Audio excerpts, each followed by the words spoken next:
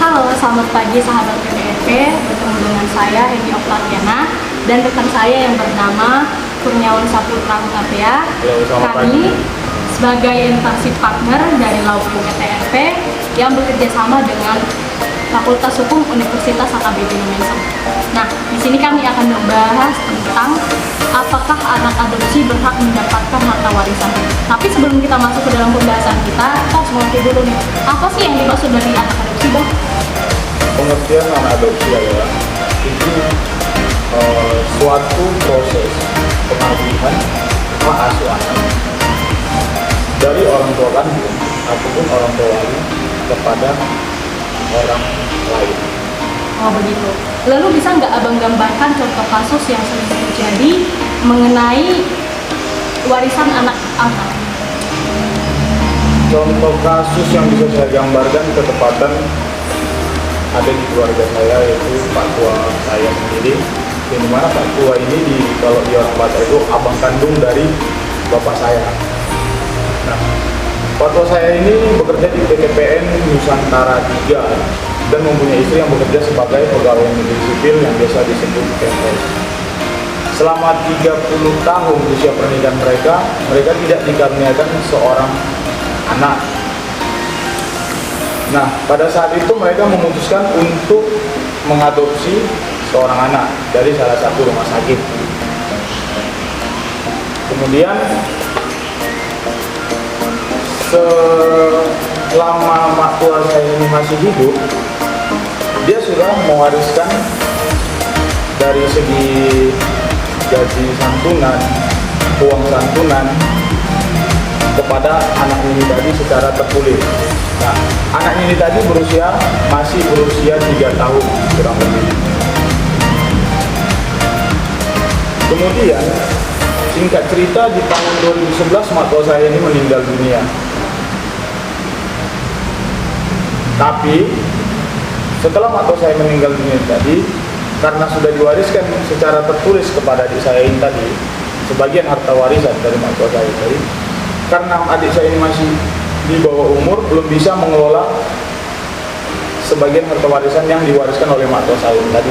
Maka dari itu, yang mengelola harta warisan yang diwariskan oleh mak tua saya ini tadi, yaitu pak tua saya selagi masih hidup.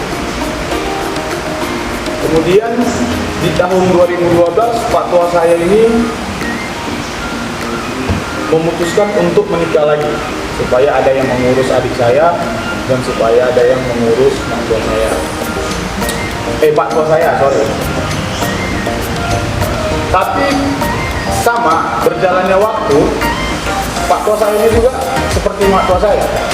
Dia sudah mewariskan sebagian harta warisan sebidang tanah, gaji santunan, uang santunan, berhubung Pak tua saya ini bekerja di pemerintahan lah, di pemerintahan, di BUMN, BPTN juga, yang seperti saya bilang tadi sudah diwariskan secara tertulis. Kemudian karena seperti yang di awal tadi, karena adik saya ini juga masih kecil, kurang lebih pada saat itu umurnya sudah 4 tahun, tetap tidak bisa mengelola uang ini tadi karena adik saya ini belum cukup umur, dalam artian belum bisa cakap dalam hukum. Nah, maka dari itu yang mengelola ini uang santunan dan harta warisan sebagian yang sudah diwariskan secara tertulis kepada adik saya ini tadi, yaitu istri pengganti Pak tua saya ini tadi. Mungkin kadang orang bertanya, bisa nggak sih diwariskan sementara ini anak angkat?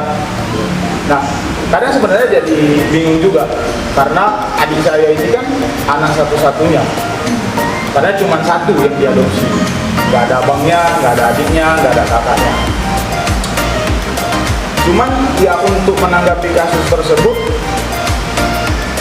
yang menjadi pertanyaan kami dari keluarga, harus kemana lagi? Ya bisa sebenarnya ke anak adiknya, karena adik Pak tua saya sebenarnya. Cuman kami berpikir yang kami terapkan itu adalah pasal 852 ayat 1, yang dimana Pasal 852 ayat 1 itu menerangkan bahwasanya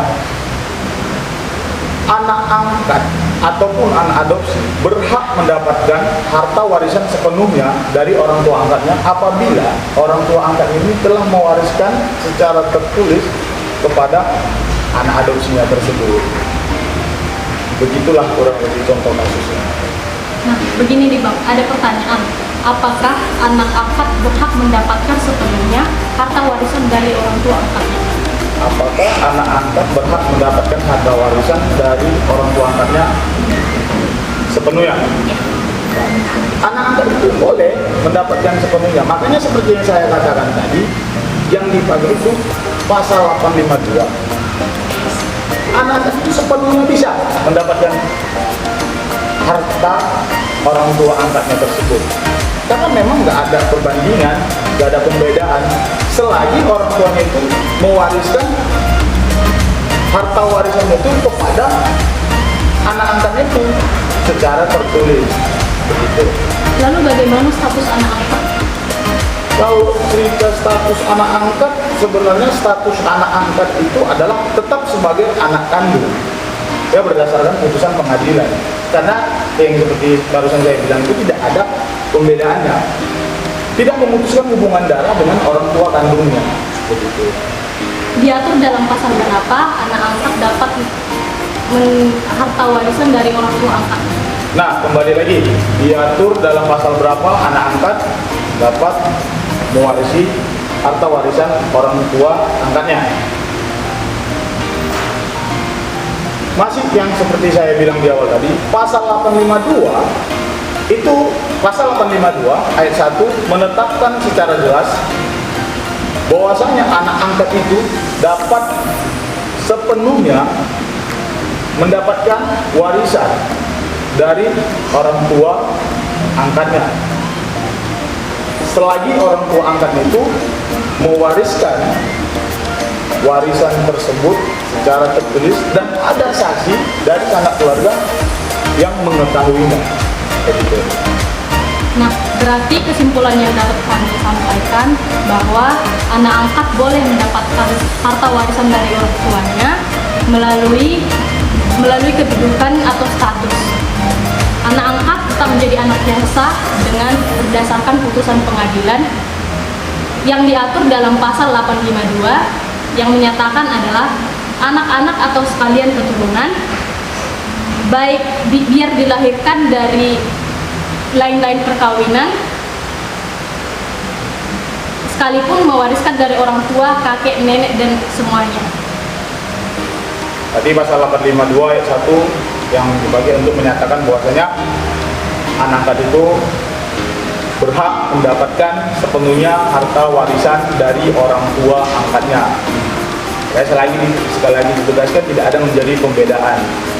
Nah, dari pembahasan kami ini dapat kami simpulkan bahwa anak angkat boleh mendapatkan harta dari orang tua angkatnya melalui wasiat karena kedudukan atau status.